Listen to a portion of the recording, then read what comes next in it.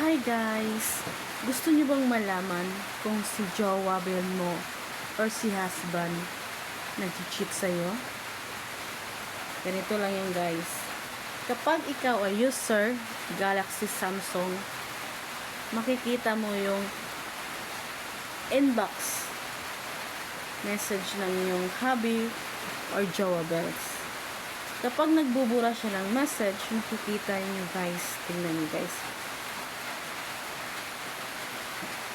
Makikita niyo yung tatlong dots sa ibabaw ng message. Pindutin natin yan guys. Yung una may delete, mark all as read, edit, starred message, recycle bin. Diyan sa recycle bin, diyan mo makikita yung lahat ng message na binubura ng hubby mo or jowa bells. Yan.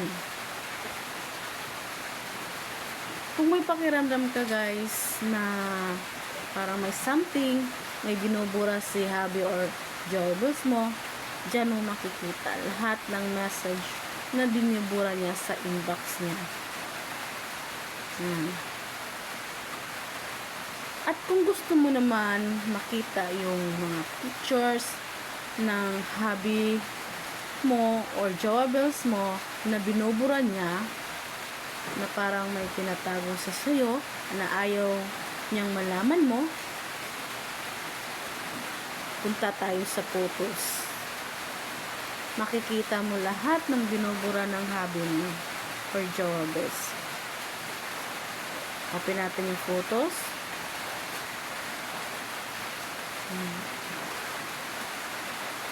Dito sa baba, yung may tatlong guhit, pindutin lang natin to guys.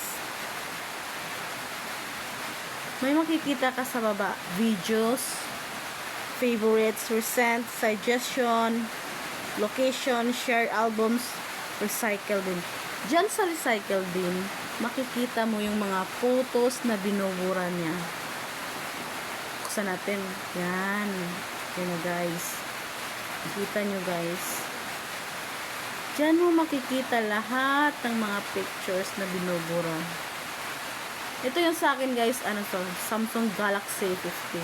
So lahat ng binubura ko guys, yung parang di ko na ano.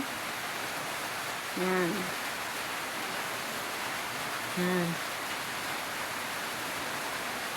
Sa hindi pa nakakaalam guys, yan ang gawin nyo.